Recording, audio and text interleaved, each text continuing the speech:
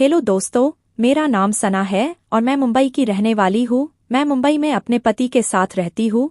मेरी उम्र 28 साल है और मेरी शादी 25 साल की उम्र में हो गई थी। मेरा रंग गोरा है और मेरा साइज 36-32-36 है। शादी के बाद मैं सिर्फ साड़ी ही पहनती हूँ और अपने शादीशुदा होने के वजह से पूरा श्रृंगार करती हूँ। मेरा ससुराल उत्तर प्रदेश के एक गांव में है।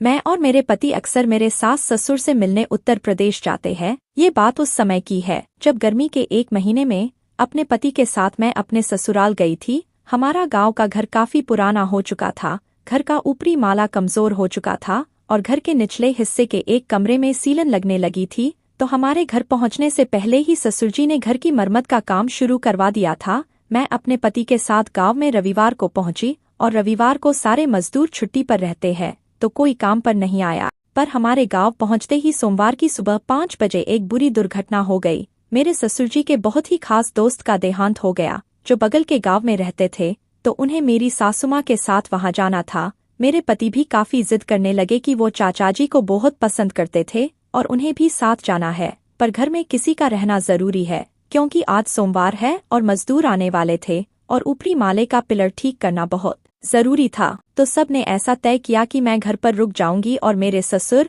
सासुमां और पति चाचाजी की अंतिम यात्रा में दूसरे गांव जाएंगे। वो सब लोग सुबह सुबह उस गांव के लिए रवाना हो गए और मुझे बोला कि मजदूरों पर नजर रखना, वो खुद ही आकर अपना काम कर लेंगे। वो ऊपर चढ़ने के लिए पीछे वाली सीढ़ियां इस्तेमाल करते हैं और हम सब आज शाम तक वापस आ जाएंगे। सुबह के कुछ 9 बज रहे थे। मेरे अनुमान के मुताबिक काम करने वाले मजदूर 11 बजे तक आ जाने चाहिए। तो मैं नहाने चली गई और जब मैं नहा ही रही थी तब मुझे मजदूरों की आवाज सुनाई देने लगी। उन्होंने पिछले दरवाजे की सीढ़ी से ऊपर जाकर अपना काम शुरू कर दिया था। घर का बाथरूम मेन कमरों से अलग था जैसे कि पुराने घरों में होता है, पर मैं अपनी साड़ी लाना भूल गई थी। सिर्फ पेटीकोट और ब्लाउज ही लेकर आई थी। मैंने सोचा था कि मैं घर में अकेली ही हूँ तो अंदर जाकर चेंज कर लूंगी, पर अब तो मजदूर भी आ गए। फिर मैंने पेटीकोट पहना, ब्लाउज पहना और टॉवेल से अपना बदन थोड़ा ढका और मैं बाथरूम से निकलकर कमरे की तरफ जाने लगी। ऊपर के माले से बाथरूम तक का रास्ता साफ दिखाई देता है और उस वक्त मेरा बदन गीला था। पेटीकोट और ब्लाउज में मेरा साइज पूरी तरह दिखाई दे रहा था। मैंने ऊपर की तरफ नजर फिराई तो देखा कि 5 मजदूर मुझे अलग ही नजर से घूर रहे हैं। वो लोग मुझे देखकर अपने होठों पर जीभ फिराते हुए मुस्कुरा रहे थे। मैं जल्दी से अंदर चली गई और दरवाजा बंद कर लिया। फिर मैंने साड़ी पहनी और मैं किचन में जाकर काम करने लगी। मुझे उनकी आवाजें साफ सुनाई दे रही थी। वो 5 मजदूर आपस में बात कर रहे थे कि ये औरत कौन है और ये बला की खूबसूरती इस बुढ़ाऊ के घर क्या कर रही है। तो दूसरा बोला, ये उसकी बहू होगी, शहर की रहने वाली है, देखा नहीं उसका गोरा रंग, गांव की धूप में तो ऐसा गोरा शरीर काला पड़ जाए। इस बात पर मुझे उन सबकी हंसी की आवाज सुनाई दी। फिर एक मजदूर बोला, लगता है आज घर पर कोई नहीं है, सिर्फ बहुरानी है, देखी नहीं क्या उसकी मटकती चाल। तो दूसरा बोला, धीरे बोल, उसे ये सब सुनाई दे रहा होगा। मैं ये बात सुनकर घबरा गई, पर मेरे शरीर में एक हल्का सा करंट जाग उठा।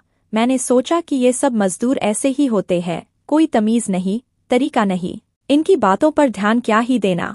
फिर मुझे कुछ ज्यादा आवाज नहीं आई, सब अपने अपने काम में लग गए। दोपहर के समय मैंने देखा कि सब मजदूर कहीं चले गए और फिर कुछ समय बाद वापस आए। तो मैंने उनसे पूछा, आप लोग कहाँ गए थे? उन्होंने जवाब दिया कि वो लोग खाना खाने गए थे, अभी फिर काम शुरू करेंगे। उन सभी के चेहरे पर एक हल्की मुस्कान थी, जैसे ये लोग आपस में ही कुछ बात करके आ रहे हो। फिर कुछ आधे घंटे बाद एक मजदूर मुझसे पानी मांगने आया। मैं उसे पानी देने के लिए किचन में चली गई। वो कब मेरे पीछे पीछे किचन तक आ गया मुझे पता ही नहीं चला। मैं जैसे ही पानी देने के लिए पीछे मुड़ी तो उसे अपने सामने पाकर डर गई। इतने में उसने मुझे दबोच लिया और मेरा मुंह बंद कर दिया और वो मुझे खींचकर मेरे ही कमरे में ले गया। वहां बाकी के 4 मजदूर पहले से ही मौजूद थे।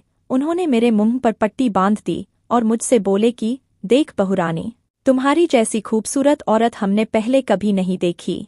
हम गांव में पता लगाकर आए हैं, तेरे घर वाले शाम तक वापस नहीं आने वाले, तब तक तू हमारी अमानत है। ये बोलते ही उन्होंने मुझे मेरे ही बिस्तर पर लिटा दिया और एक मजदूर ने मेरे दोनों हाथ कस के पकड़ लिए। मजदूर होने के वजह से उन सभी की मसल्स दिखाई दे रही थी, पर धूप में काम कर करके सारे के सारे काले पड़ गए थे।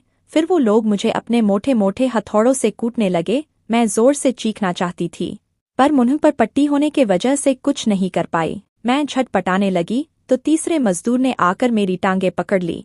फिर किसी तरह ये सब मेरे लिए रोमांचक बनता जा रहा था। 3 घंटे तक सब मजदूरों ने एक एक करके मुझे बड़ी बेहरामी से कूटा। उन लोगों के हथौड़ों की चोट खा खाकर मैं बेहोश हो गई। फिर वो लोग मुझे उसी हालत में छोड़कर चले गए। जब मुझे होश आया तो मैंने अपने मुंह से पट्टी खोली, लेकिन मेरे पति मुझे कभी इस तरह की खुशी नहीं दे पाए। मुझे बस इस बात का डर था कि कहीं ऐसी कुटाई की मुझे लत न लग जाए। सब मजदूर मुझे घर में छोड़कर अपने अपने घर चले गए। शाम को जब मेरे परिवार वाले वापस आए तो मैंने उन्हें कुछ नहीं बताया। अगले दिन वो मजदूर फिर आए और जैसे ही मेरी और उनकी नज़र मिली तो मैं शर्मा गई। फिर दोपहर को जब मेरे ससुरजी और पति किसी काम से बाहर गए तो मैं पानी देने के बहाने उन सभी से मिलने ऊपरी माले पर चली गई, जहां मैं उन सब से फिर कुटी। दोस्तों, आपको मेरी ये कहानी कैसी लगी कमेंट करके ज़रूर बताएं। वीडियो पसंद आई हो तो वीडियो को लाइक और शेयर करें, और अगर हमारे चैनल पर पहली बार आए हो तो चैनल को सब्सक्राइब ज़रूर करें।